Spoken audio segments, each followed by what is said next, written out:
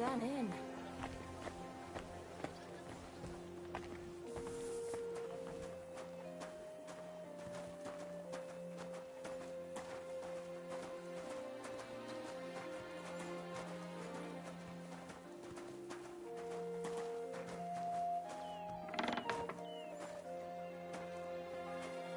Henry, are you ready?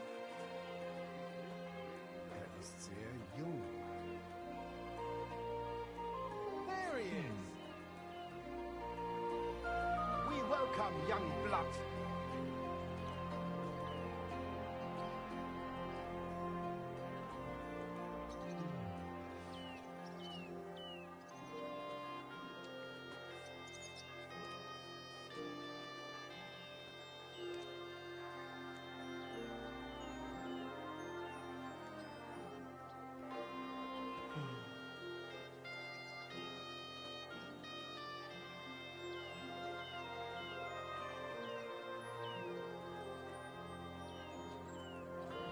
Ich bin gespannt.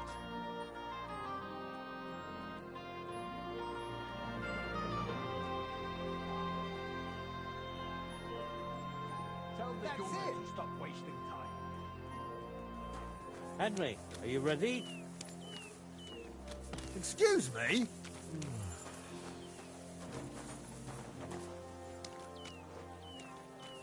I look forward to what you... Ready? We can begin. Honored friends, masters of the Blacksmith's Guild, let me introduce the newest adept of the Master's Trial, Henry of Skalitz. So, this is old Frisky's lad. I can hardly believe it.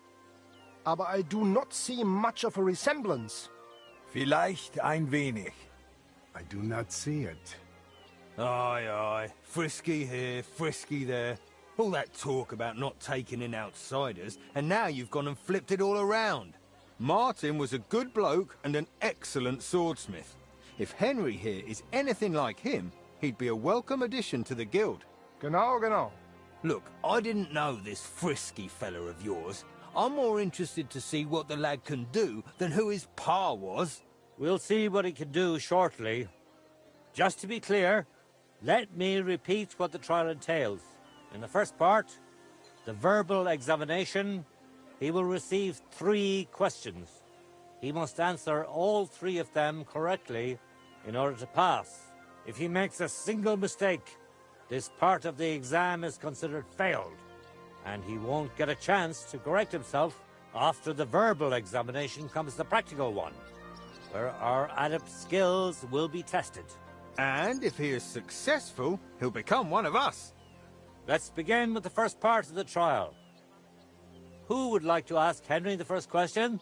I'd like to ask Henry if sparks while forging are a good or bad sign.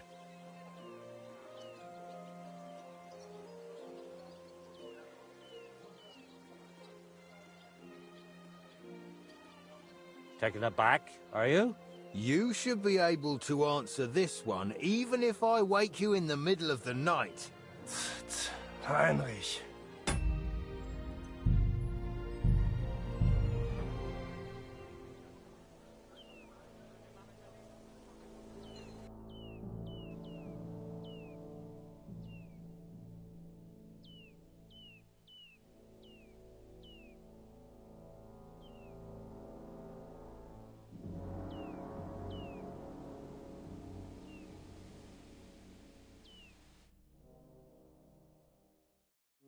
Henry, over here.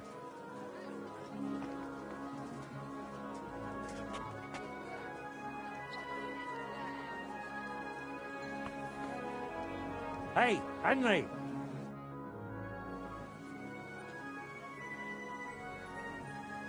I'm here. Right, I hope you don't break my trust in you. It seems all the other masters are looking for...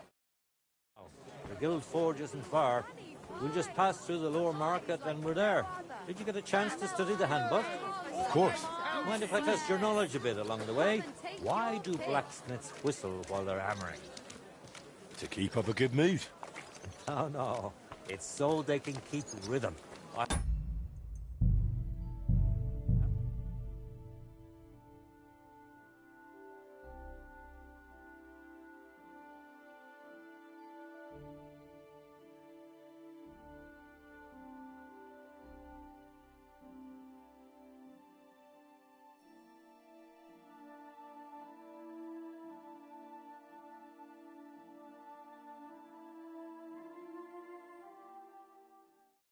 Henry, over here.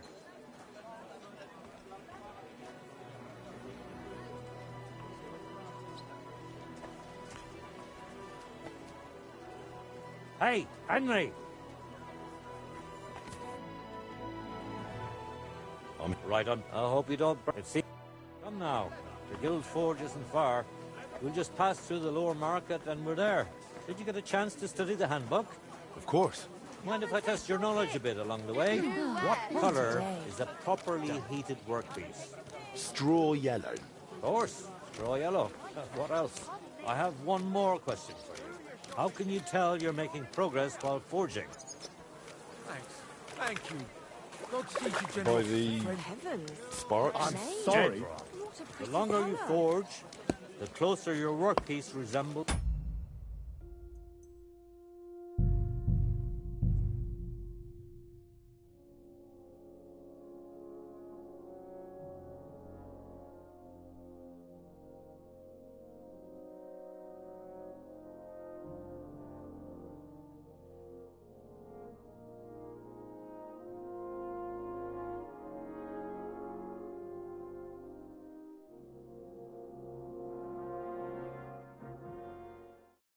Henry, over here.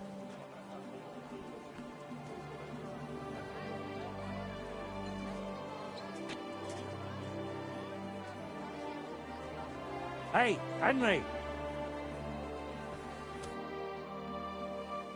I'm here. Right, I hope it's... Now, the Guild Forge isn't far. We'll just pass through the lower market and we're there.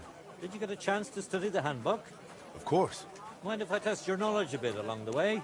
How can you tell you're making progress while forging? The workpiece changes shape. That's right. The longer you forge, the closer your Come and take a workpiece look. resembles the Quality finished good. product. I have one more question for you. Thank you. Are sparks a God good sees you, sign General. while forging? Yes. They're a good sign. I'm afraid not. It was a trick question. If sparks fly while you're hammering, it's a...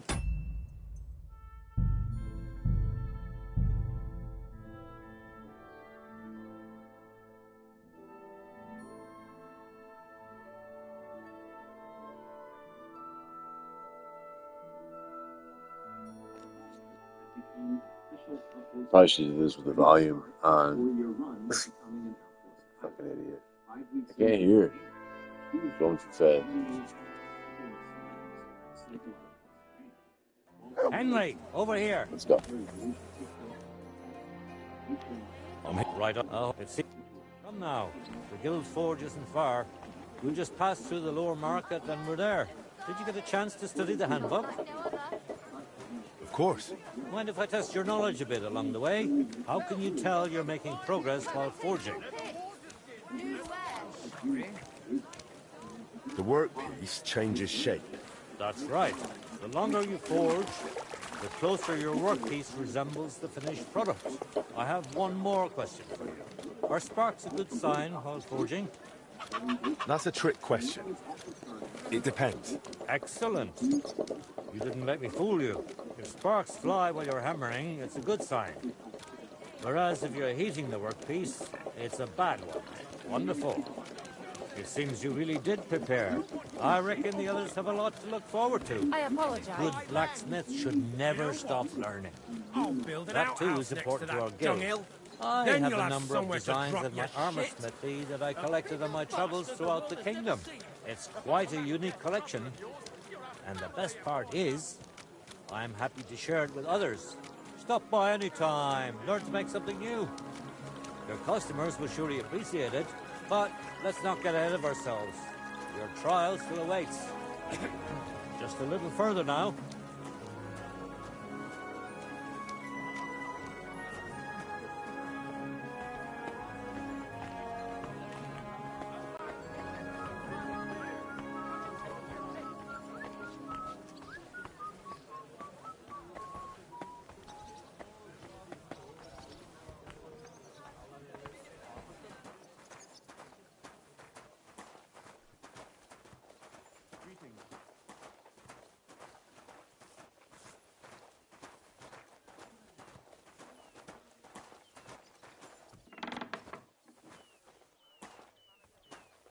Henry, I are reckon you he's ready? too young.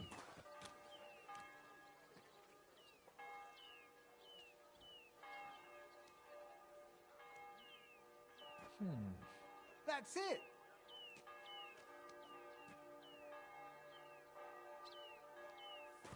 Shall we begin?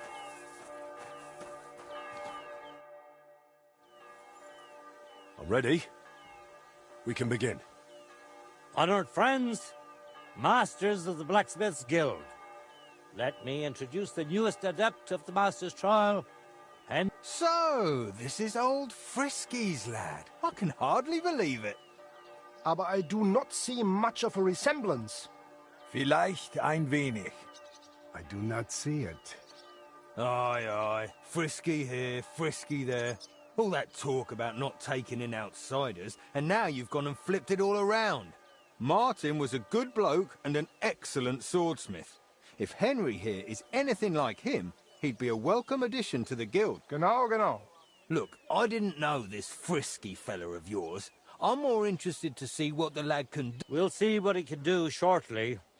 In the first part, the verbal examination, he will receive 3 questions. He must answer. If he makes a single mistake, this part of the exam is considered failed, and he won't get a chance to correct himself. After the verbal examination comes the practical one, where our adept skills will be tested. And if he is successful, he'll become one of us. Let's begin with the first part of the trial. Who would like to ask Henry the first question?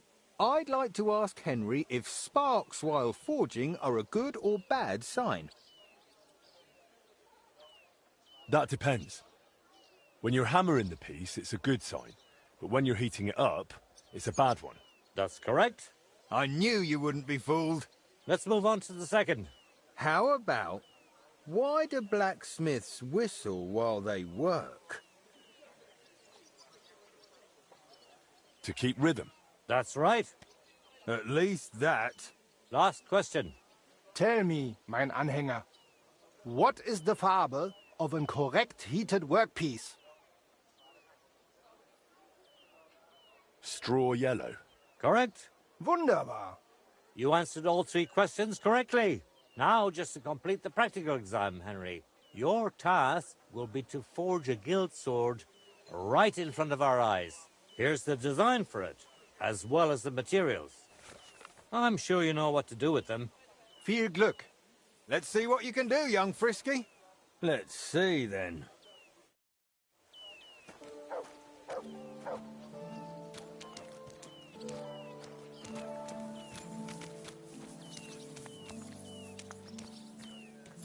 Careful.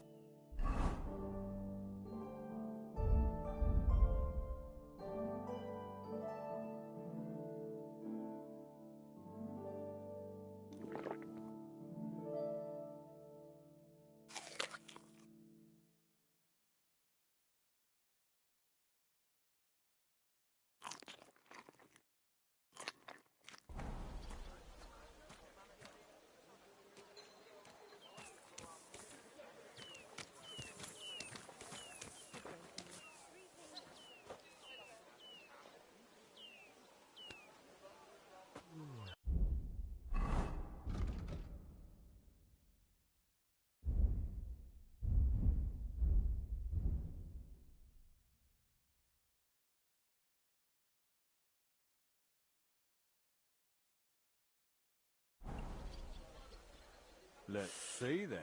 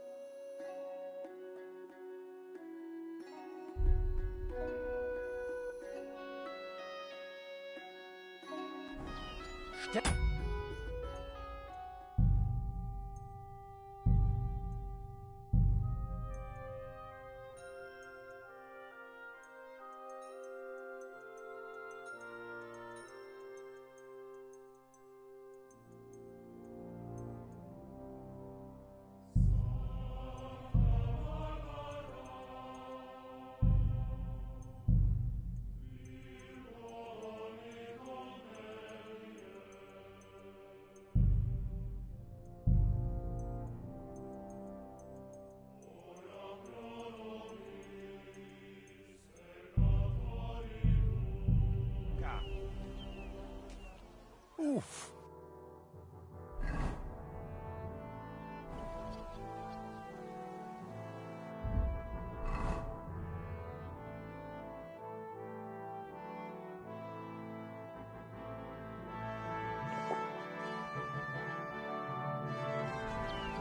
Take a look at that.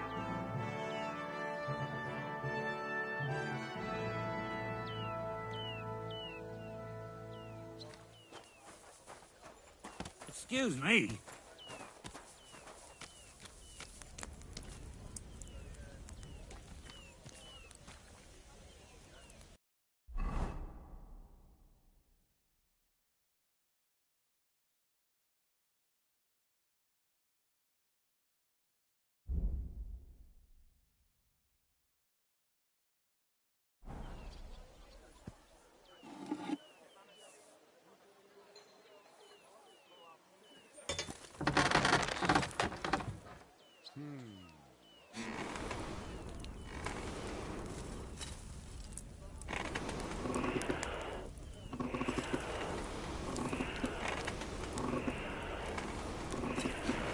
Nothing special so far.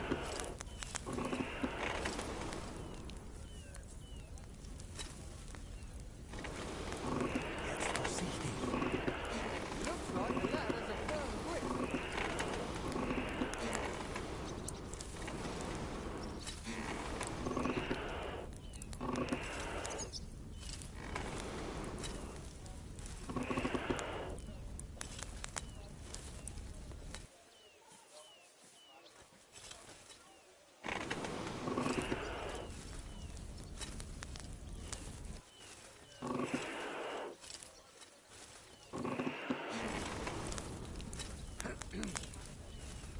What's next?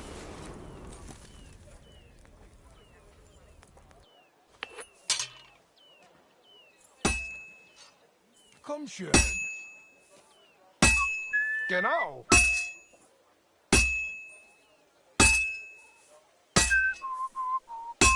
Just like Martin.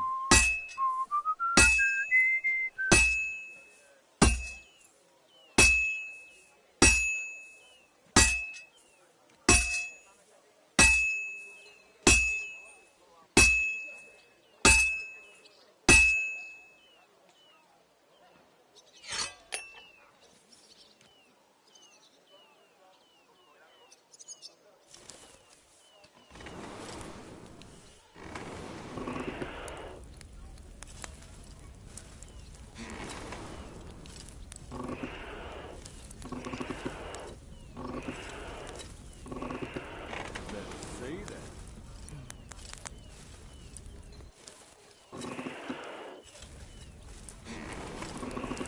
Oof. Take a look at that.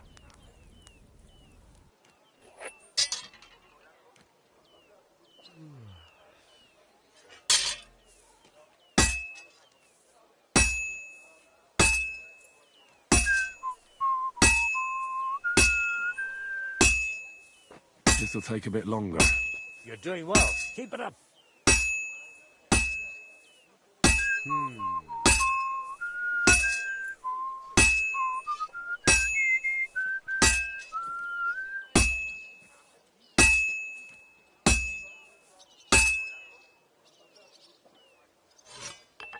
Jetzt vorsichtig. Nothing special so far. It looks like the lad has a firm grip.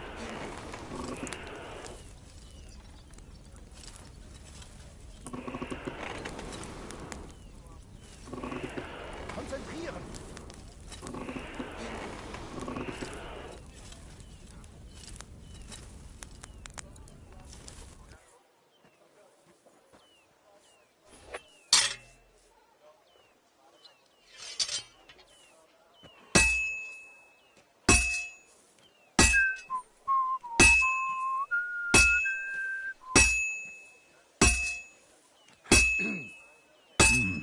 It's almost finished. Komm Look schön. at that. Nearly there now. What's next? This is useless. I should move it. Fuck Fine. it up soon at this rate. Now to temper it. We will see once it is quenched. Genau. Just like Martin.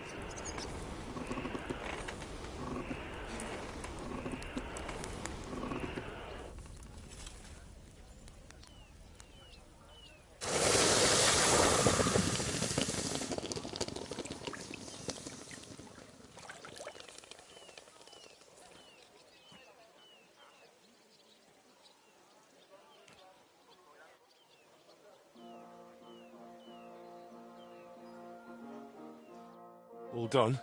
Let's see what you made.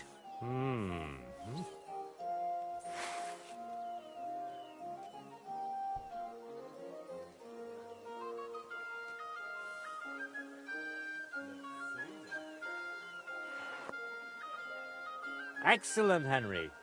Good work. I'm glad you didn't disappoint. Honored friends, masters of the Blacksmith's Guild, Henry of Skalitz has successfully completed the trial. Let us head for the guild hall for the acceptance ceremony.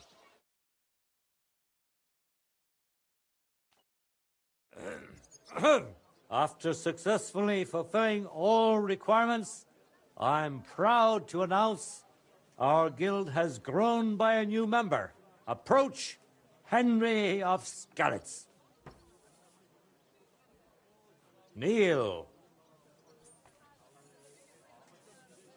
Swear for the first time on your honor and by God Almighty that you will defend the interests of the Blacksmiths Guild of Kuttenberg. I swear. Swear for the second time that you will protect all secrets entrusted to you by the Guild. I swear. And swear for the third time that you will always act honestly and God-fearingly to spread the esteem of our guild among the people. I swear. Now hang your guild sword next to those of the other masters. Go on, hang up that sword.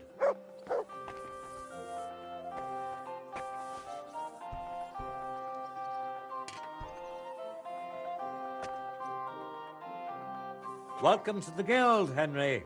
It's now up to you to say a few words.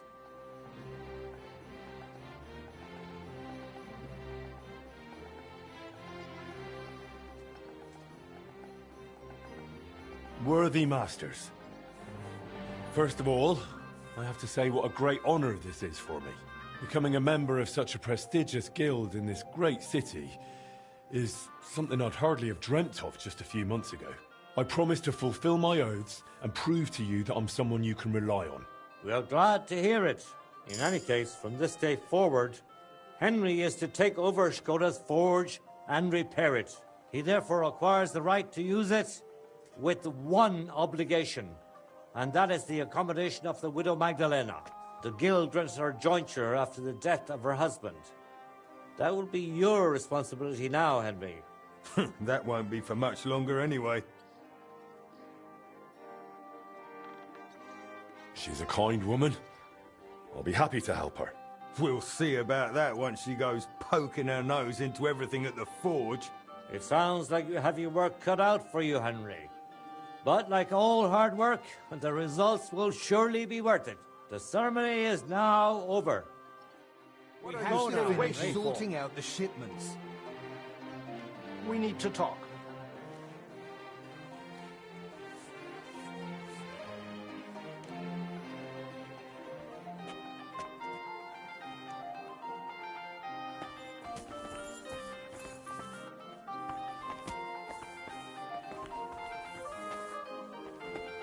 And what are we going to do about the gold plate?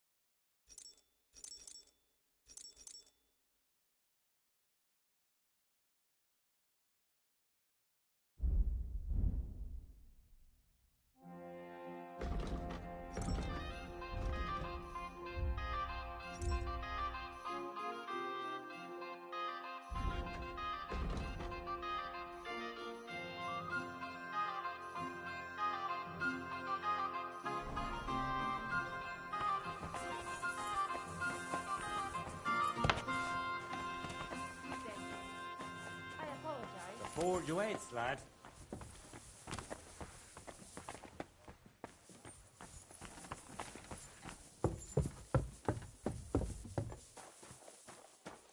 Good day to you. I'll be with you in just a moment. Wonderful day for a wonderful person. Tools! Quality tools! Sheet metal! Chain deer!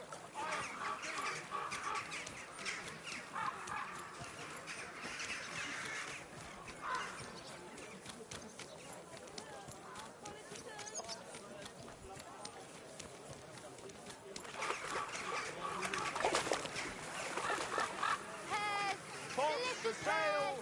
Big strong pot!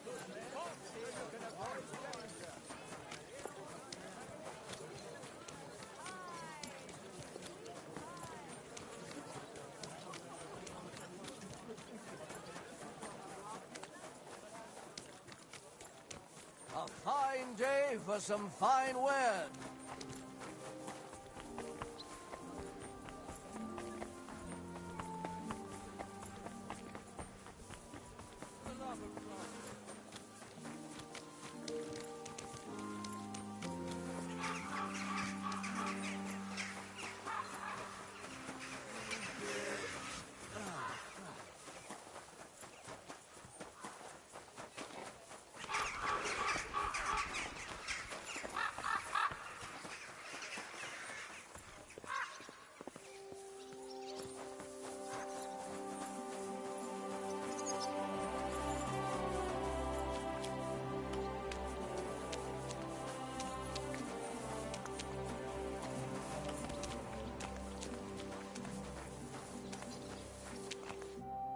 Good news. I gained the right to use the forge. Wonderful. Finally, we can make some progress here. I'm just worried that once you see the mess inside, you'll turn on your heel and run. Why would I run? I'm just joking. But make no mistake, you're in for some hard work. The house will have to be cleared out first before you can do anything else. The forge, as well as the floor above. Clear the rubble, put it in sacks, take it outside to the wagon, pick up the things laying around, sweep the floors. There's much to do, and I'm afraid I won't be of much help. My back isn't what it used to be. One bad move and I'll stay hunched over like an old crone. I'm sure I can manage. I hope so. Looks like you have some strong hands and that you're not all thumbs. But first you'll have to get inside. The entrance from the street is blocked. A beam collapsed. I'll figure it out.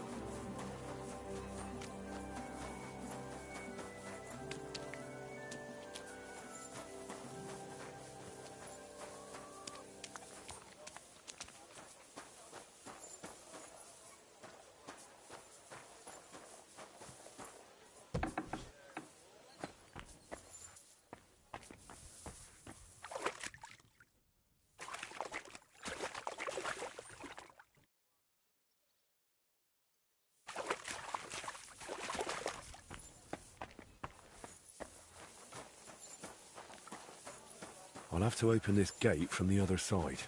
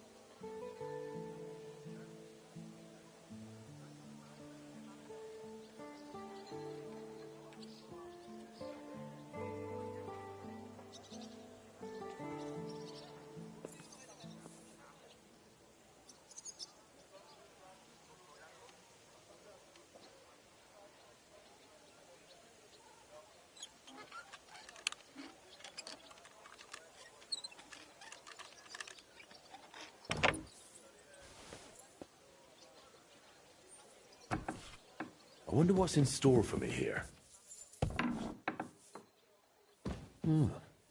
This looks like it was an apprentice's room.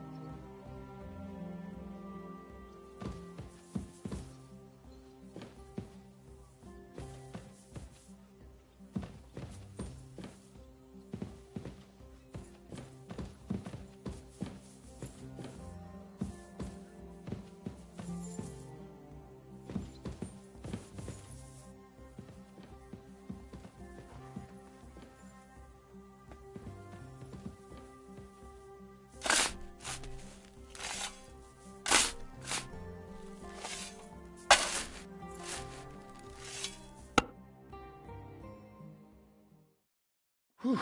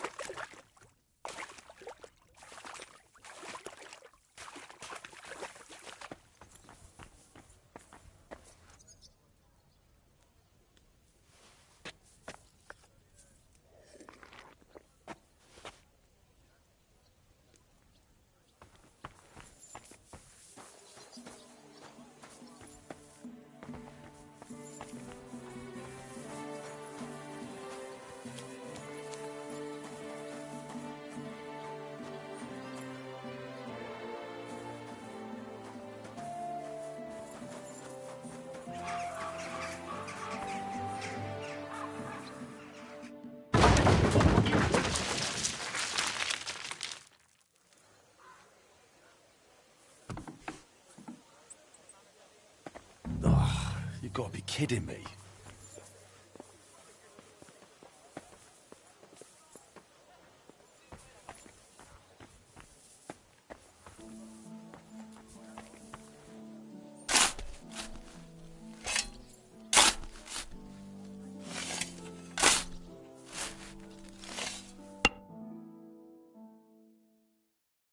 Whew.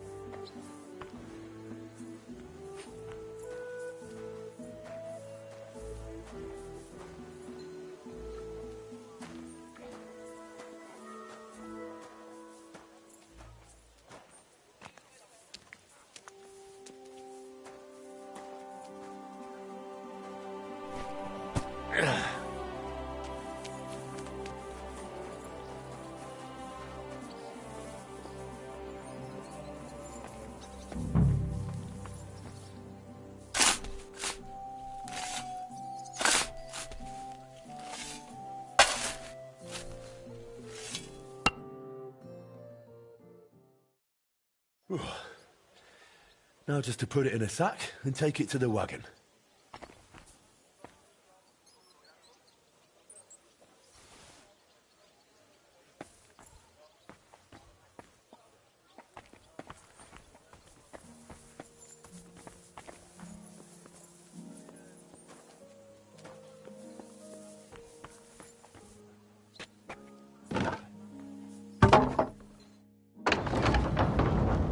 My lord, it's even worse than I thought in here.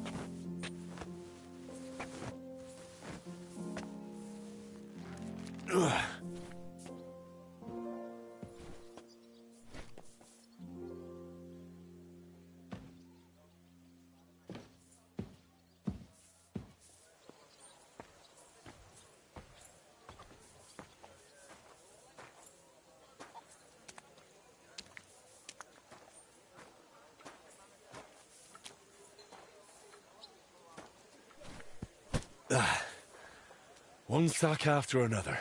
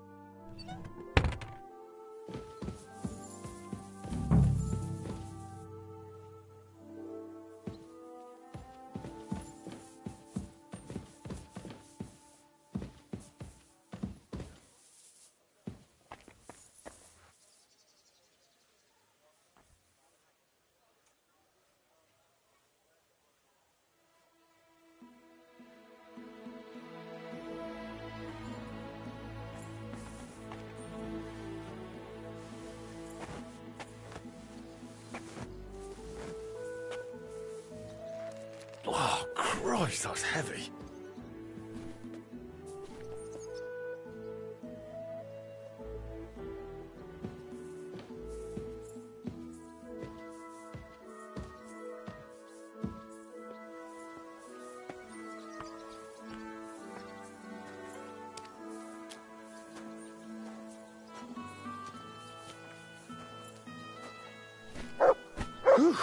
Carrying those heavy sacks up and down the stairs. I couldn't handle it.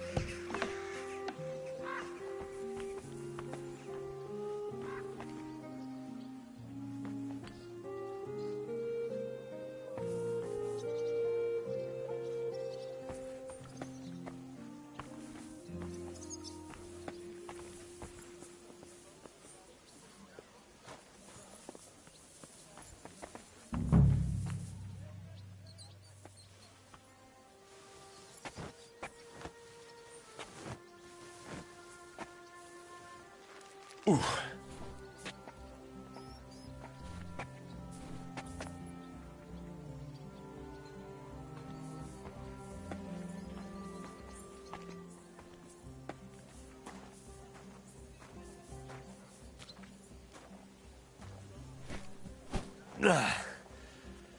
Whew.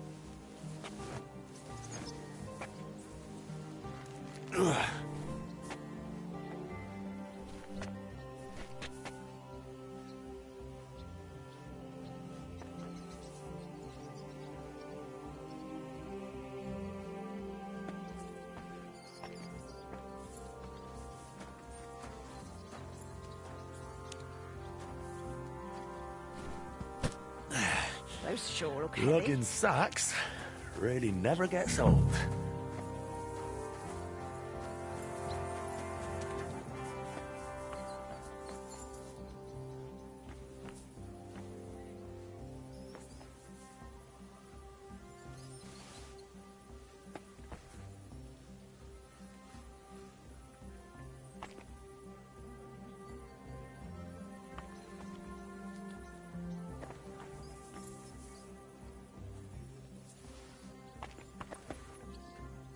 Some of this is bound to come in handy.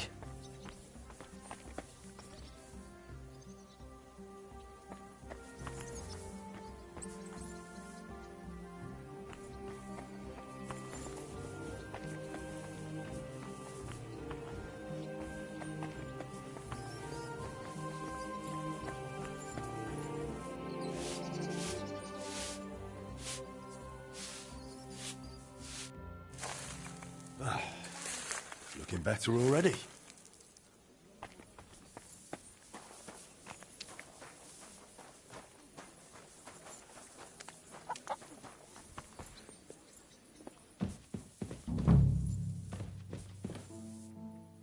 I reckon I can still use these materials.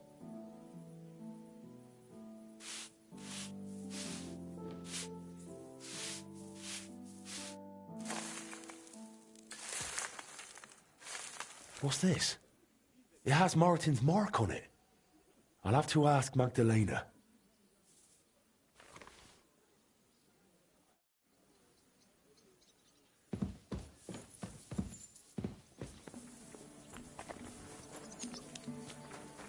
Henry, come here. My word, you really are a handy lad. And hard-working too. I like to see that. You see this, Skoda? Your forge is finally in good hands. I found this. The mark Martin used to use is on it. Do you know what it could be? Aye, that looks like one of the sketches for that grand project of theirs. They always met up in the evenings after work. All hush-hush, and over something so silly, no less. What do you mean, something silly? The broken astronomical clock on the square. Back then, the city officials decided they wanted it fixed. So they asked the masters of the guild to propose a solution. Your pa got all excited about it, then got my old Skoda involved, along with that other apprentice that was here. What was his name? Such a timid, quiet lad. Sakura. Oh, I can't recall, but I remember they did some work on it, but the city ended up changing its mind.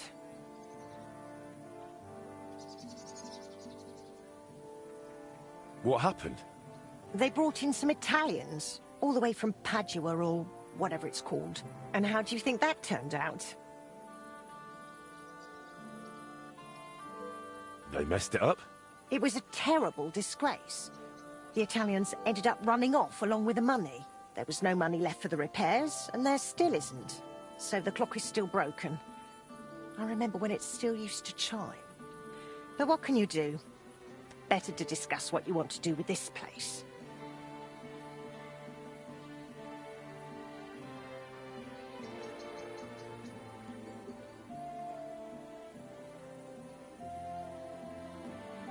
I want to get the forge running again. All right, then. Come, I'll show you something. This was Skoda's table. He was always sketching something, planning repairs. He could stand here for hours. It was his favorite spot. And now, it's yours. It's an honor. I think there's just one thing left to do. You have to put up a shop sign, so your customers know where to go. Have a look at the plans here.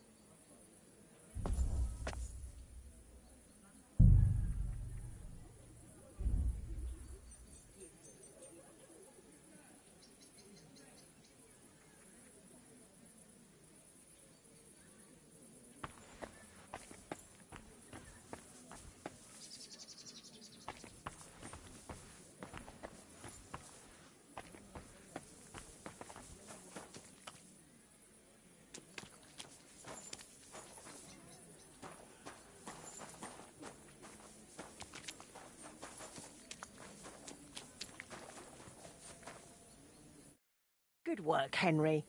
I didn't think I'd see this fire going ever again. We'll get this place up and running again. Now that you're officially open, why don't you forge something for me? What do you need? Nothing difficult. My old axe broke. It served me for many years, even after he died. Only now it's all worn down and crooked, so it's not good for chopping. Why didn't you get a new one in all those years? Someone from the guild would surely be happy to make you one. Probably for free. I don't need their charity. Besides, if you're even half as talented as your pa was, This should be child's play to you, no? Of course. You can count on me. And don't forget to sharpen it too.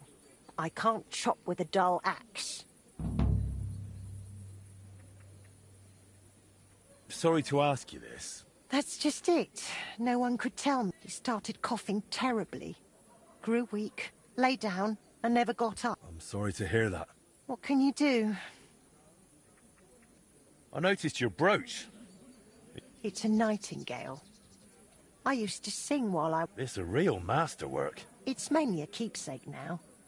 Not much of his is left. Just that old axe. And an axe doesn't make the best love. I'd like to know more about your husband. What would you like to... How did he become a guild... Not long after our wedding, he passed the guild exam. He was even offered a choice of 2 forges. There were 2 vacant ones. One in town, in the Merchant's Quarter, where young Matthias is now, and this one. Everyone was surprised he chose this place. But we figured there'd be more space here. And we were right. People didn't mind walking outside the walls once they saw the big, fine smithy we built here. As our smithy prospered, Skoda's influence grew, not just in the guild. He even talked about standing for a seat, but he didn't live to see it. How many journeymen did he... Well, not all that many. He started with some lad called Janeba from Petch. But the boy couldn't take Skoda's high standards, and my husband was a strict man. I can't remember a single apprentice who stayed longer than 6 months. Your father was an exception. Him and the Fly. The 2 of them stayed together here 2 whole years. Right to the end. That says something about their skill. They were just fine smiths, and Skoda held them in high regard. What happened after he died? It's all a bit of a blur. It all happened so quickly. Suddenly the smithy was full of people. The guildmasters arranged the funeral, the councillors... The journeyman disappeared without a word. I went to my sister's for a time, and while I was away the roof caught fire. And the rest you know. I was left here all on my own. Would you tell me something about Martin? Gladly. What was Martin like? He was a well-mannered boy. Word was, he never missed a chance. He eventually talked him into a way. He took a long... It's Skoda called him... How was he at the trade? Better than good. He wasn't a complete beginner when he came. He'd trained under another master first. I can't recall when... I think he brought a few sketches with him, which he showed Skoda, and the 2 of them tried to work something out. He wanted to become a swordsmith, and it showed. He really cared about mastering the craft. He spent a lot of time at it. My husband praised him for being able to think for himself from the very beginning. And he didn't hand out praise lightly, let me tell you. How did you get along with him? He was no trouble. Ate whatever I cooked, helped out now and then when it was needed. He was a bit like a son to me, really. Although, he never wanted to talk about his family, where he was born, where he came from. No one could get it out of him. Why did he end up leaving Kuttenberg when things were going so well for him here? If only I knew. One day he was still here, comforting me, saying everything would be all right. And the next day, he was gone. Didn't even take his things. I often wondered if he'd... And I doubt we ever will.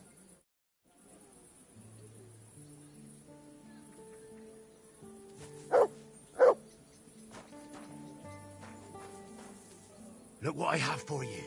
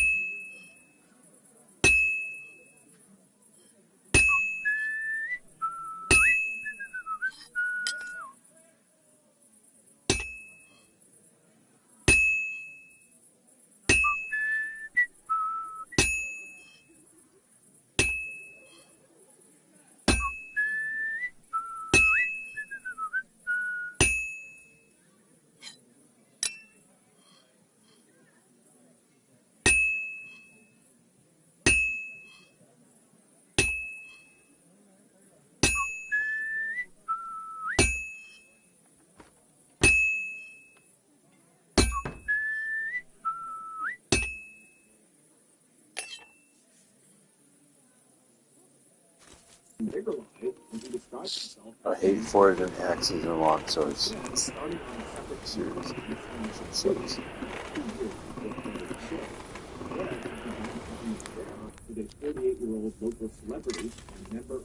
Nothing good to eat now. Oh. That phone number that had shown up in the Elaine call record was Elaine's Elaine was a well-known on-air radio Done in no time. who hosted a popular morning news program out of a big station in Philadelphia. She had met Fred when he had officiated her late husband's funeral.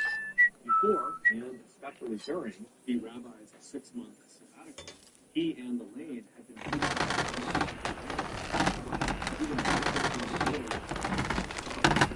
using people for their illicit get-together.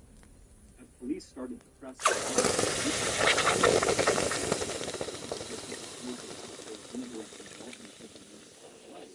Elaine, who had a solid alibi, decided it was time to lawyer up and go public with her side of the story and the details of the affair. Wow. Fred was both in terms of the police investigations and the news accounts that we are hearing in major regional and local media. For Fred, when this affair went public, it was devastating. There are lots of married couples who have experienced infidelity. But in Fred's case, his affair and infatuation with Elaine had automatically stamped him not only as one of America's many unfaithful husbands, but also as a murderer. Even his alibi was now being treated by investigators and prosecutors who were so convenient that ladies were then trying to history range for his wife. So he could fly off at the sunset with beautiful green despite Fred continuing to shout from the rooftop that he hadn't found anything, that the police still had not found a single shred of evidence. That's one sharp blade. Fred knew it didn't really matter, because the media, and to some degree the police, had already decided he was guilty. And so, desperate to clear his name, Fred went on the offensive. Not only did he hire a defense attorney to represent him, he also revealed to the public that within days of Carol's death, he had already hired his own private investigator to try to find out who killed his wife and why. 49-year-old Len Jenner had been both a member of Temple's Corps and acquaintance with Fred since 1992. But it was Len's background in security and covert operations with the U.S. and Israeli Secret Services, along with his private investigator's license, that had caught Fred's attention. Len also had close ties with the local police. And even though Len had not really made any more progress in finding Carol's killer than Camden County law enforcement, once Fred went public with Len's involvement in the case in early 1995, Len became a sort of unofficial spokesperson for the embattled rabbi. But for Fred, despite his best efforts, his life seemed to just continue to go from bad to worse. On February 26, 1995, the damage to his reputation had become so bad that he resigned his post as head rabbi of the synagogue he had founded 20 years earlier. Several months later, on June 9, 1995, Fred's lover, Elaine Sonsini, left Fred and married one of the police officers who had been assigned to help with the investigation into Carol Newman's death. A year after that, in April of 1996, the Central Conference of American Rabbis suspended Fred from practicing as a rabbi for a minimum of 2 years as punishment for his extramarital affair. That's not the X. It doesn't look like the X I made.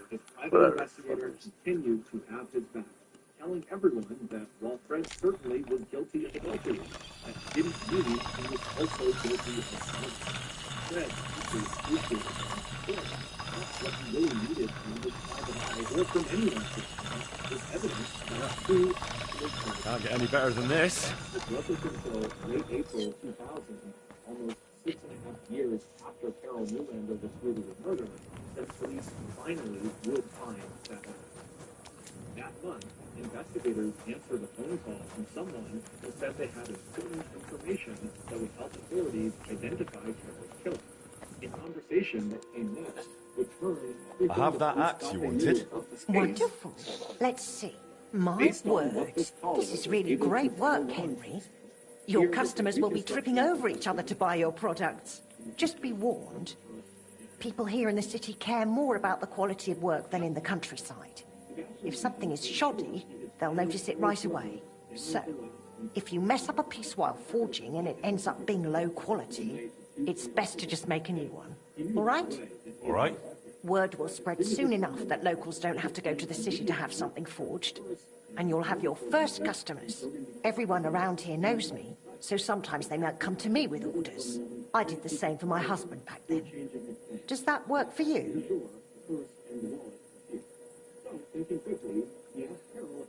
That works for me. Glad to hear it. As long as it doesn't bother you. Why would it? On the contrary, I'm glad. I'll help out around the house, and I'll be happy to help with this too. I don't get out much, so I have all the time in the world. Oh, and one more important thing.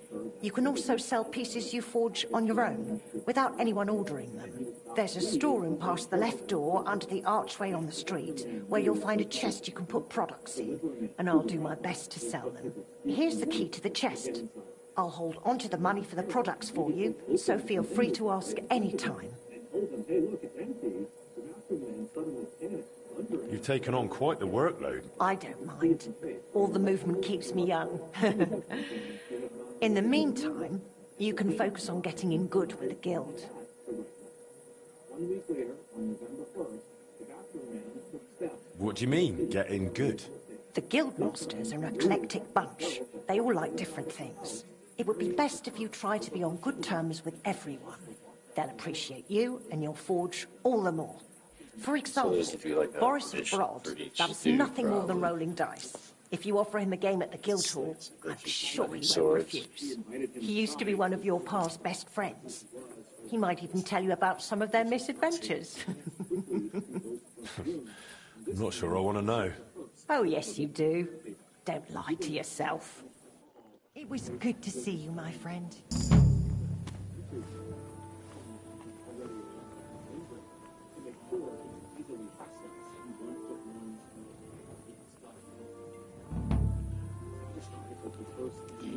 Definitely here. He focused again on Carol. Heard her tell him to follow her through the living room into the sun parlor. But as soon as Carol had turned away from him and had begun Nice game. Right up my alley. Just what I was itching for. Pulled out the metal pipe and clutched it in his right hand. And then, with his left hand, he reached out and grabbed Carol's shoulder.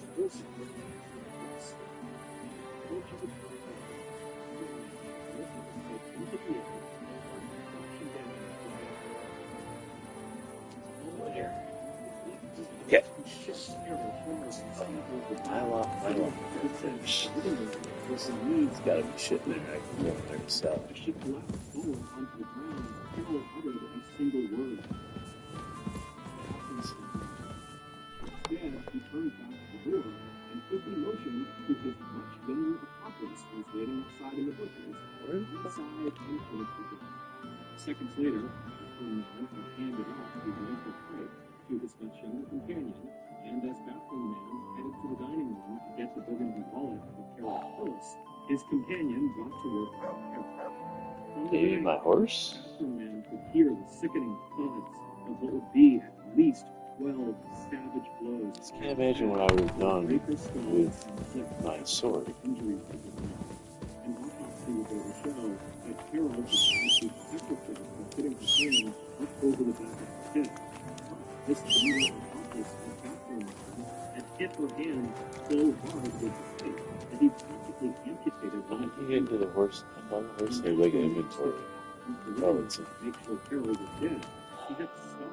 No, I don't think it's there either. The beating that the younger companion had administered on Carol had taken less than a minute. In those 45 seconds, the upswings of the metal pipe had sprayed the walls and ceiling with so much blood that it looked like a scene at the And Carol Break or something in the story, I just forgot. The deep blue pantsuit, slowly darkening through the blood, spreading out around her and circling up her collar. Bathroom man walked over, pulse, and he didn't find one. He and his younger companion. Once outside, the this is the best one. And drove to a nearby brightly lit parking lot outside of a department store. After his younger accomplice changed into clean clothes, Afghan man gathered up tournament, empty stained I forgot how to fight. and blood-stained pipe, and he stuffed it all into a small duffel bag. Then he pulled out Carol's burgundy wallet. He thought thousands of dollars that he was sure to find inside of it as a bonus payment on top of what he had already been paid to commit the murder. But inside the wallet, all he found was $150. The two killers split the money, and then with a sudden gesture of disgust, Bathroom Man threw the burgundy wallet onto the floor of his car. A minute later, Bathroom Man climbed the seat and settled in behind the wheel of his own car that he parked there earlier in the evening. He gave Bathroom Man a wave before pulling out of the parking lot and heading back to the apartment between the chairs. A few minutes later, Bathroom Man was also on the road, but he was not going back to the apartment. Instead, he headed east towards the nearest police station. He stopped only once along the way to buy 4 cups of coffee. Later that night, he would make a drive out to Philadelphia and stop at different dumpsters along the way to dispose of his snuff duffel, his other clothes, the murder weapon, and the empty burgundy wallet. But for right now, he had an alibi he needed to visit. So at 9:12 p.m., Bathroom Man, a.k.a. Rabbi Fred Newlander's own private investigator, Len Jenoff, did what he did on most Tuesday nights. He drove to the Evesham Township Police Station 5 miles from the Newlander house, and then he walked outside and made his way to the detective bureau where he delivered the copies he had bought to his good buddy, and where he settled in. That's all you got. Fred Newlander's wife was there.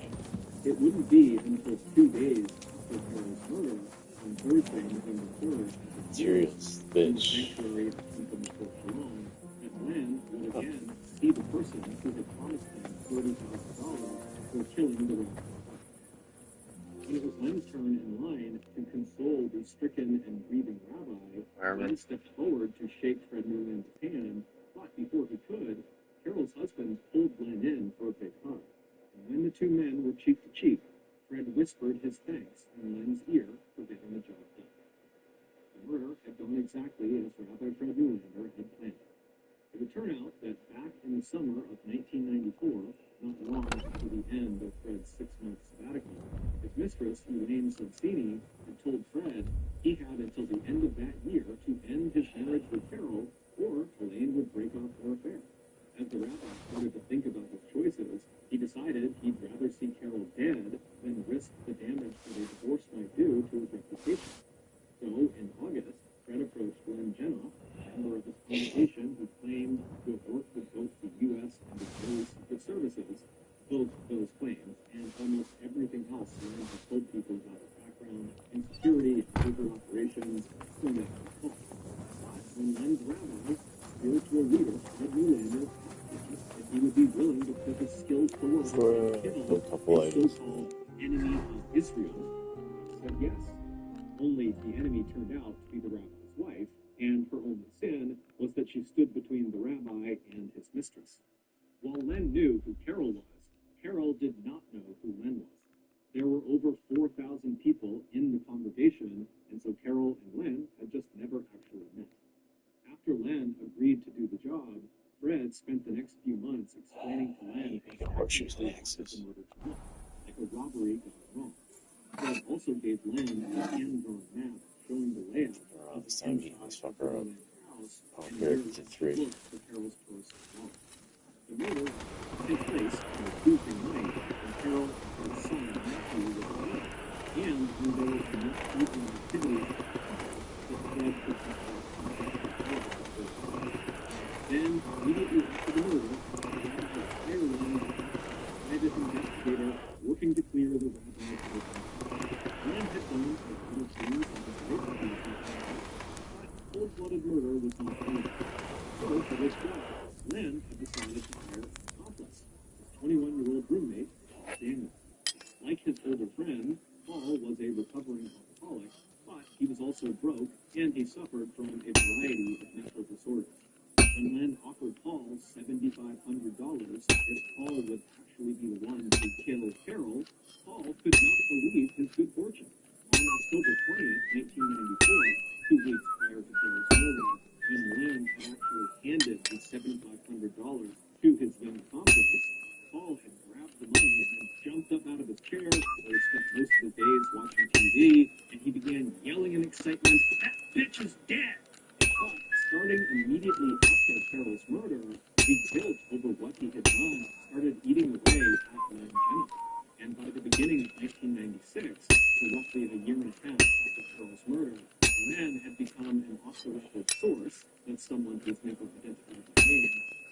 reporter who was covering the investigation into the Carol Newlander homicide.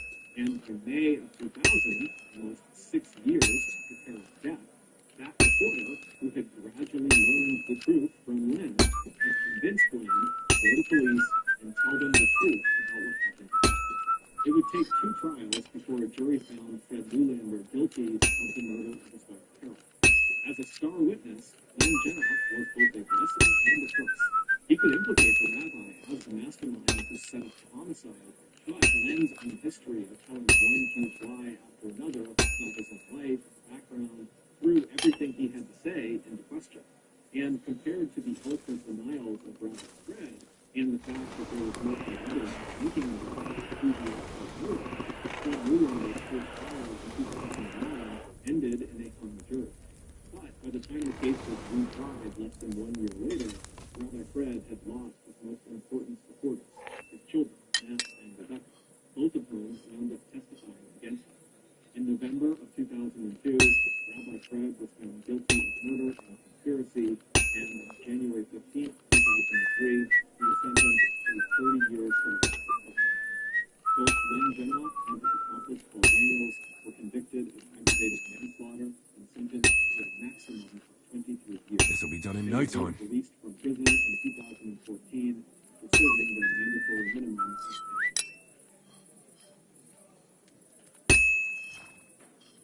Thank you for listening to the Mr. Ballin podcast. If you got something out of this episode and you haven't done this already, please click that's the it. 5-star review button for movies with you, but instead of giving them popcorn, give them butter-covered salad. Also, please and anywhere else you get our Yeah, sword This material. podcast airs every Bullshit. Monday and Thursday morning.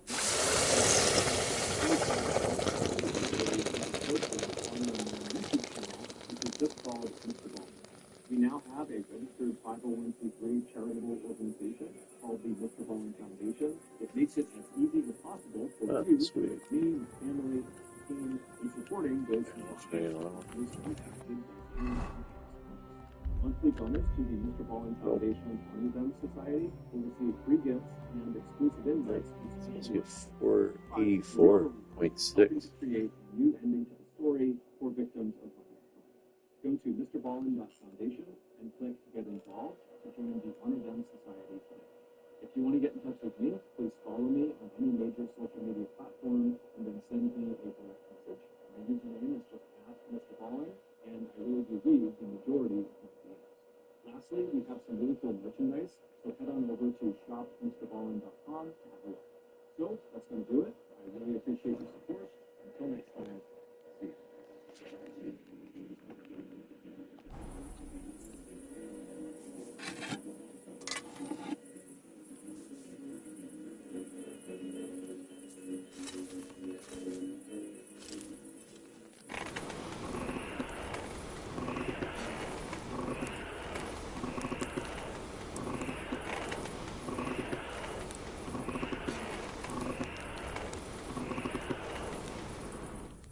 In late December of 2008, a 32-year-old man named Russell rode along scenic backroads in Ireland for the state until he arrived at the destination. After driving down the property from the driveway, Russell pulled into a parking spot and stopped. After turning off his car's engine, Russell went to unbuckle himself and stopped, because right in front of him in the tree line, he saw a figure moving in the shadows. As Russell leaned forward and strained his eyes to see who it was, the figure suddenly emerged and began walking quickly toward Russell's car. At first, Russell thought he knew who this person was, but as they got closer, Russell realized he didn't. But before Russell could do anything about the situation, this stranger had arrived right outside of Russell's car door and had begun staring down at Russell through the glass. As they did this, Russell turned to look up at them, and what he saw was so shocking, he just froze in terror. But before we get into that story, if you're a fan of the strange, dark, and mysterious delivered in story format, then you come to the right podcast because that's all we do. And we upload twice a week, once on Monday and once on Thursday. So, if that's of interest to you, please offer to make the 5-star review button bed, but when doing so, spread a thin layer of sand between your sheets. Also, please subscribe to the Mr. Ballin podcast wherever you listen to podcasts, so we don't miss any of our weekly. Okay, let's get into today's story. Halfway there.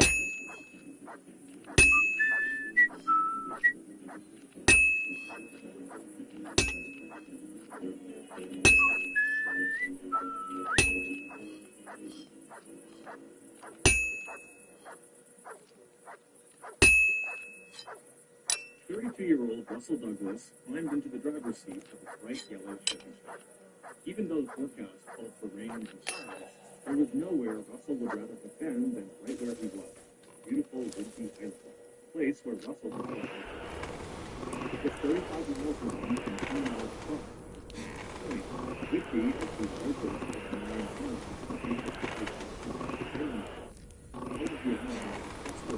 islands inlets inside a body of water just off the western edge of Washington, called the Puget Sound. The islands are all close enough to the mainland that you can look out over the sound and see the Olympic mountain range along the coast of Washington. But for islanders like Russell, Whidbey was a world away. Russell and Whidbey's artsy little town of Langley, where Russell was spending his Christmas holiday, felt as much like a true home as the larger town further north, where he had actually grown up with his mom's family. This'll be done in no time. Before starting his car and heading west to the town of Freeland to run a few errands, Russell took a long look at the house he had once shared with Brenda, his wife of 9 years. Russell was not a person who had a lot of wonderful days, but on this particular morning, he was feeling better.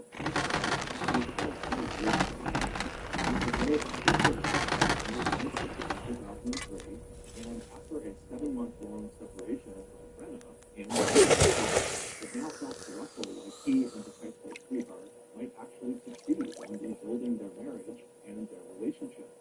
Although Russell couldn't see any sign that Brenna was watching him leave or blowing him a kiss from the downstairs window, Russell still peered up at the house from the driver's seat and gave a wave and smiled before finally starting the engine and backing down. Even as he dropped his hand back down to the steering wheel, Russell knew that he was already expecting too much. What am I doing? Lost my head for a second there. Jumping over shit. Get off the door, stupid horse. Even before their separation, his marriage with Brenna had never been easy, which was one of the reasons why they waited Henry needs it. I need to watch this shit. To get married.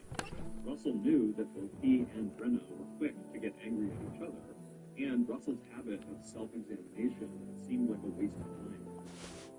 To her, the questions that Russell jotted down to himself, like, why are you so afraid to just beat up Brenna? Or, why are you holding yourself and Brenna and the kids back? Were pointless. Russell just needed to make a decision one way or the other about their marriage and about what he wanted. Russell also knew he was subject to emotion, and that he spent more time feeling depressed than he spent feeling upbeat. But no matter what he tried, therapy, regular exercise, writing those notes to himself, it still never took much for him to sink into a dark place. And Russell also knew that the chance he had now to try again with Brenna might be a very uphill struggle. Because during their separation, even though he told himself that he didn't have time to think about marriage, instead of actually doing that, almost immediately, Russell had struck up a new relationship with another woman, 50-year-old Marge Bailey. And even though their affair was over now, Russell knew it was still a huge sore spot for Brenna. But what Russell could never explain to Brenna was that that affair had actually helped him grow up and stop thinking of himself as a victim of his moods and of his upbringing.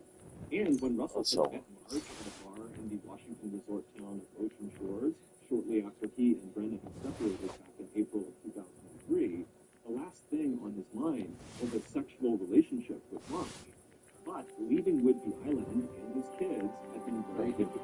So you can sell anything, or what? He could rent it and rent it. The suburb south of Seattle was a typical and depressing flashback. There was a storage container for his belongings. Better than what's wearing. And although his apartment was just 45 minutes away from where Brenna lived with her kids, no sooner had Russell left the island that he felt the depression that he had always struggled with settle over him like a black cloud. So when Marge had walked up to Russell when he was sitting alone, Just saw her clothes in here too, man. he was grateful for her company. And right The away, hats and Russell shit. remarked, Blacksmith? Alright. it didn't Let's take turn it Russell into Dollar long to General discover over here. that Alright, Marge let's get out was of much here. more relaxed and open-minded than Brenna had What's been next? when it came to sex. Sleep. And also when it came to Normal. Russell's own unconventional taste in clothes. If Russell Why am wanted I to here? wear a kilt or a sarong or length of fabric with a pattern in the waist or the skirt, that was fine with Marge. And if he wore pink spandex shorts, gold necklace, or fitness belt, that didn't bother her either. It was also fine with Marge that Russell was still married, and that he was not even sure if he wanted a divorce or not. And when Russell and Marge had finally ended their affair, a few weeks earlier, Marge Good told him porch. that his marriage was really important to him, Can I and get a he should porch? try his best to fix it. So that's what Russell had decided he would do. According to the separation agreement that he had Just sleep in a little bit. Gotta get my 8 hours. was the Christmas that Russell was supposed to have 8-year-old Jack and 5-year-old Kim. But when Russell had told Brenna that his affair with Marge was over, he also floated the idea to Brenna that he could just come to Whidbey Island over Christmas and all 4 of them, him and Brenna and their 2 kids, could spend the holiday together at their house in Langley. And Brenna had said yes. As Russell slowed down to make a left on his main route that would lead him 13 miles west of Freeland, he looked down at his blue jeans and flannel shirt. Of course, along with agreeing to this Christmas reunion, Brenna had a lot of other things to say as well, including the fact that she had enough of what she called Russell's deviant lifestyle. And by that, she didn't just mean his sense of adventure and sex, but also his collection of slightly wild clothes. And even though Russell had been careful to dress Sell anything yet? What are you doing over here with the chickens, he knew that talking about eggs? Or God be with you, Henry. He'd been so excited about getting back together with Brenna. How's trade? Nothing sold yet. Try stopping by tomorrow. How's trade? Nothing sold yet. Try stopping. How's trade? Nothing sold yet. How's trade? Nothing sold yet. Try stopping by tomorrow. Why aren't you selling? It was good to see you, Henry. And now, as Russell drove through some of the most beautiful landscapes in the Pacific Northwest, that voice inside him constantly second-guessed his decision and made him feel like happiness and contentment was always going to be out of reach, seemed to fade away. Not only was Russell That's right. with Whidbey Island, kids, This Boris. he'd recently gotten I live Boris. I feel like doing all this shit. and in just 4 months, he finished his online master's degree. He knew that the hairstyling business he and Brenna had bought together a year ago, so Brenna... Yeah, yellow's a good color. Wait, I could change needed it. an infusion of cash to cover some debt Brenna had run up. But if they could make their marriage work, his skill with money management, coupled with her skills as a beautician, could put them on the path towards a comfortable financial future. He also knew that that kind of security and status was very important to her. Even though she I'm sorry. Oh, yeah. two close friends who died. One of them was her best friend. Wars. Confusing everybody with where you put your man. Alright. As well as the owner. Everybody, I mean you. Where is this place? Although Russell had never been close friends with KC2, who was 4 years older than he and Brenna, it was important Oh, it's green. to grow up. A 6-foot-tall high school basketball star from Langley with the outsized personality and fiery red hair. After high school, Peggy got married and then got her position. Peggy got pegged. You shouldn't be out here all alone, right? And becoming one of the few female aircraft mechanics in the Navy. After that, Peggy went on to marry a fellow veteran, and when she left the service, she was transitioned to work in Bring you joy. Peggy Sue also did a job and when her second ended in the well in the 1990s, Peggy Sue was under a position as a husband in the jet. The year 2000, Peggy Sue had £1,000, and that year, she won the Mrs. Washington Beauty Pageant. And now, Peggy Sue was out in Las Vegas, Nevada, living the high life with her 2 daughters.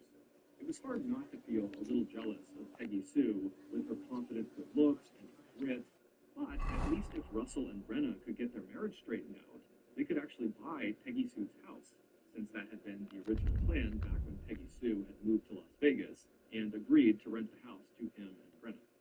As Russell made yet another decision, he definitely talked to Brenna about buying that house.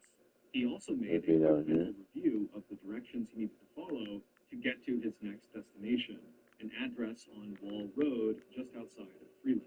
He was not familiar with this particular area he was going to.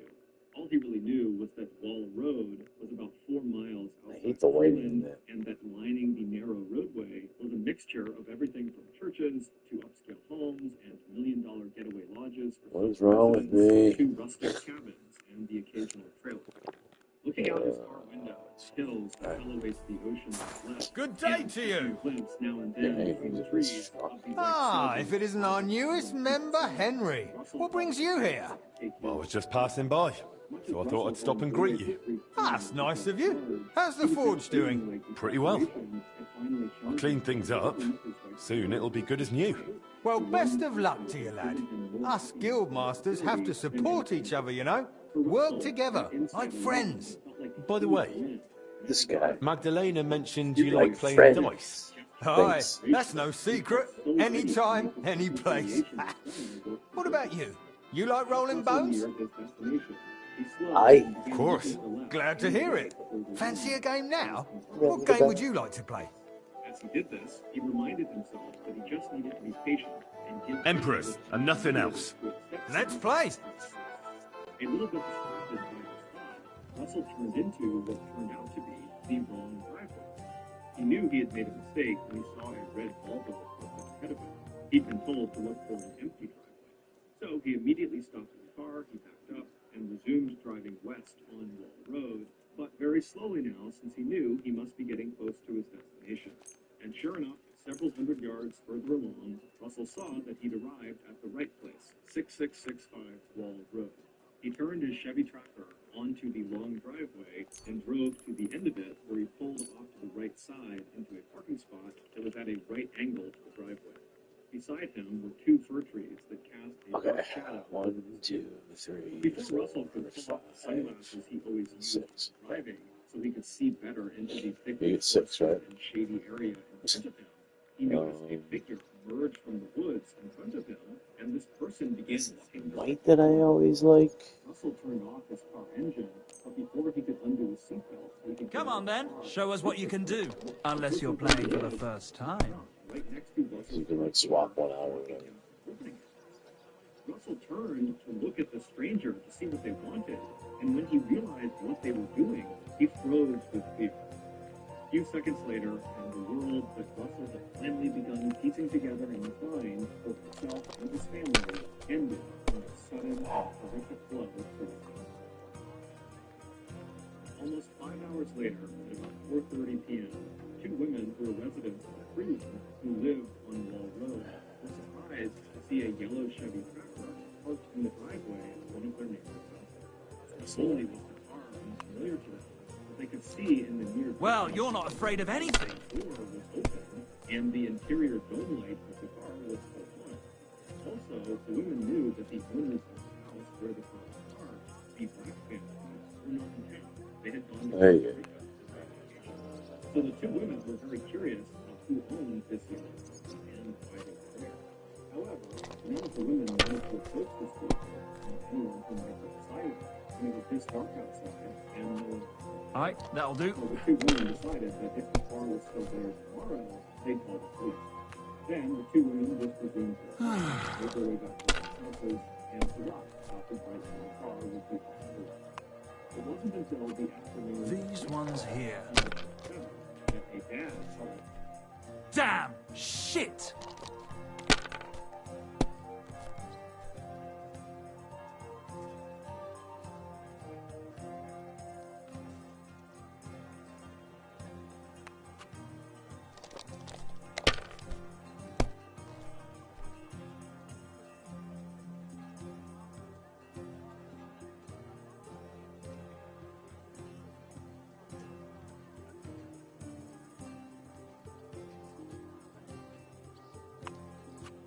Have you lost your mind?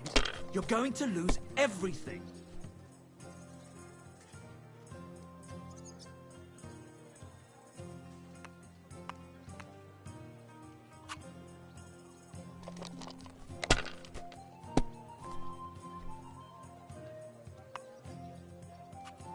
these ones here.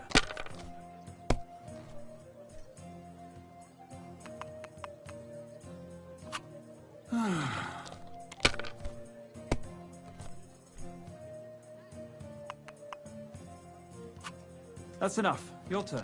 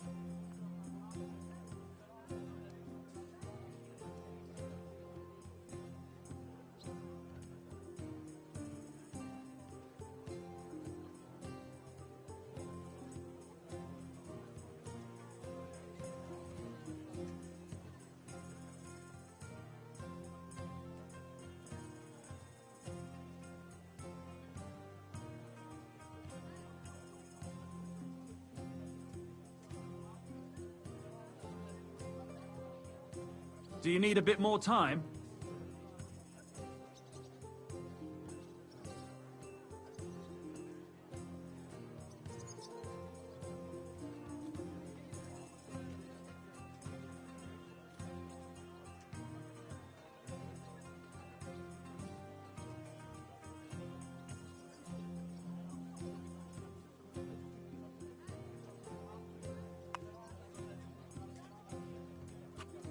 If I was you, I'd take it.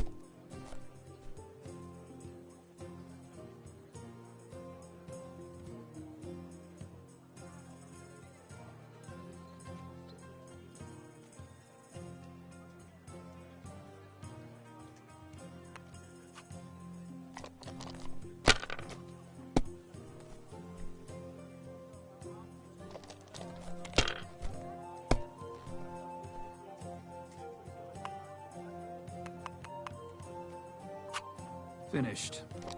Your turn.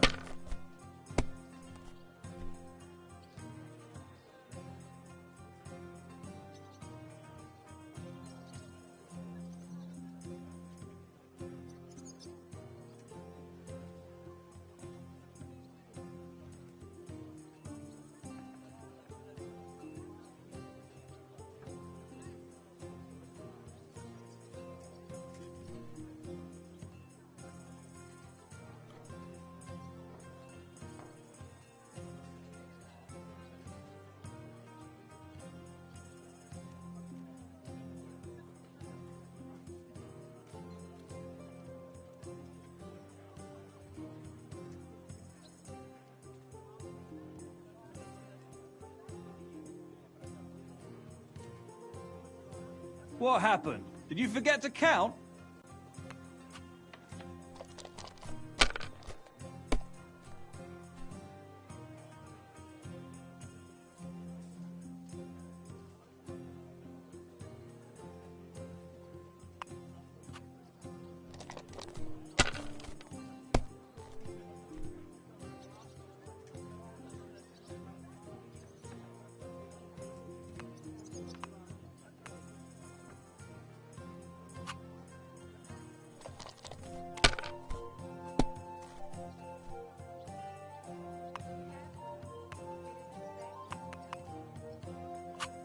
Damn it! They're yours, lad.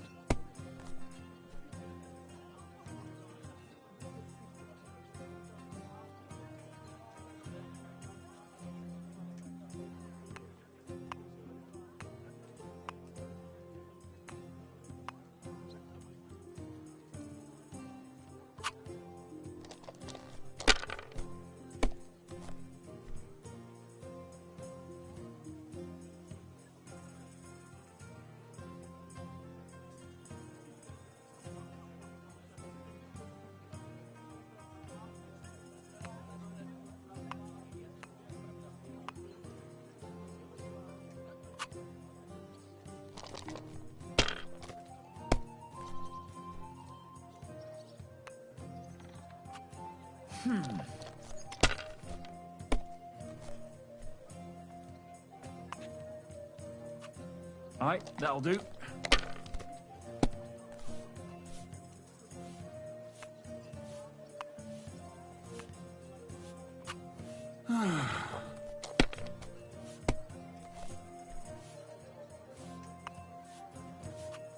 These ones here.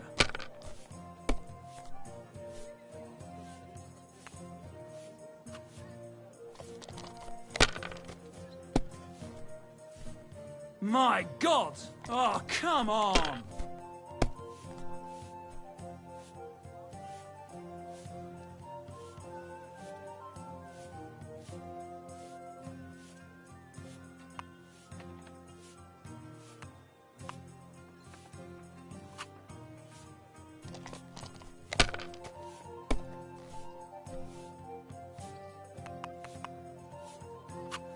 That's enough. Your turn.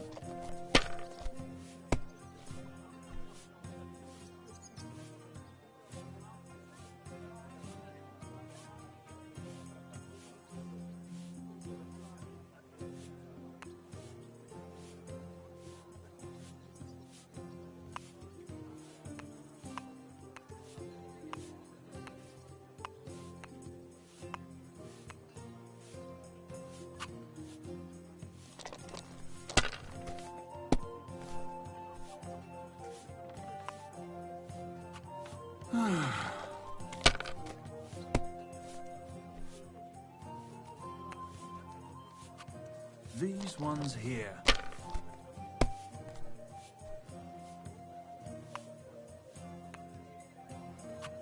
Alright, that'll do.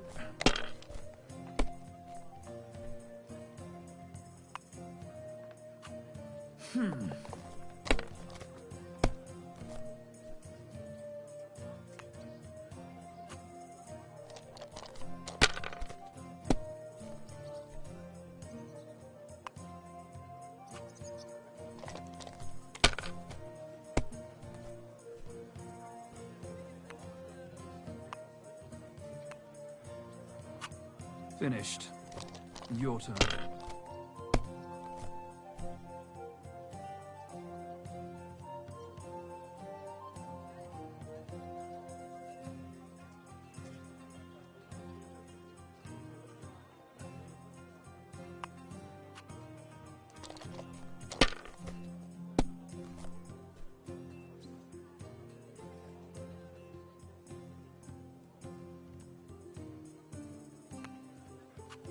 Have you lost your mind?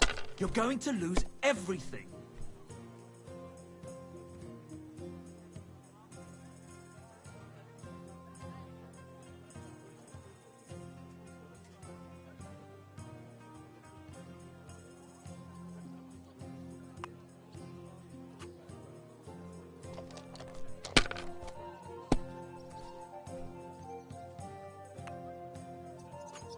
All right, that'll do.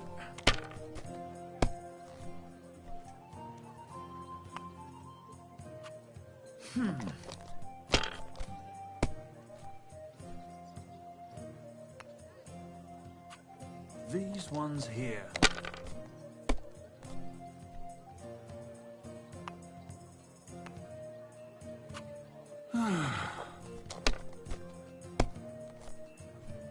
Oh no, not good.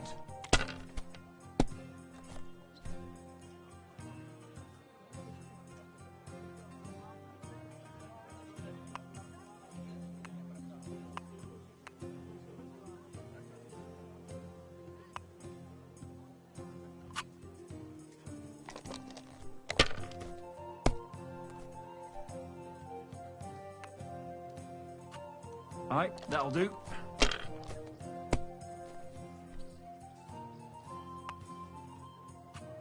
These ones here. My God! Oh, come on!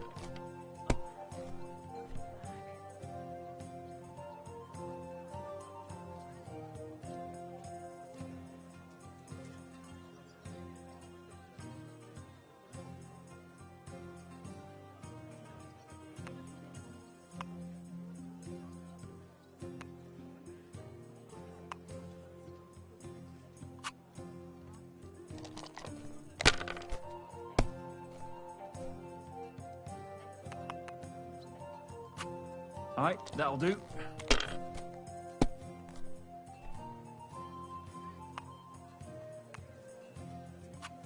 Damn it!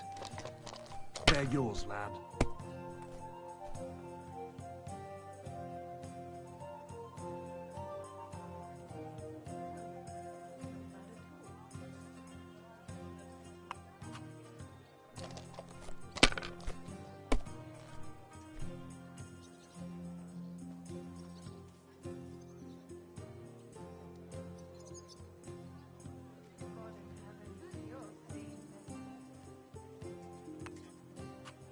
Well, you're not afraid of anything.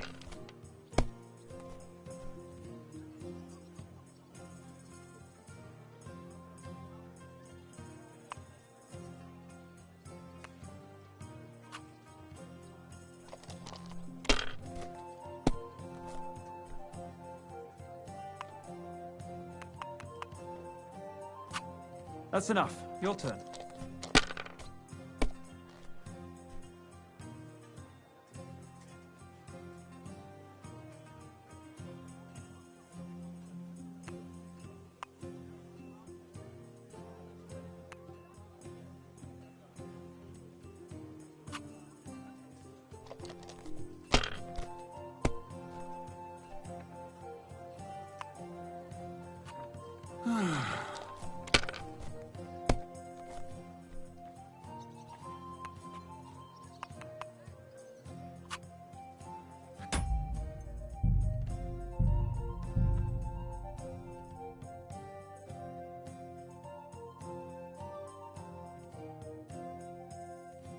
An examination I got to eat. was completed.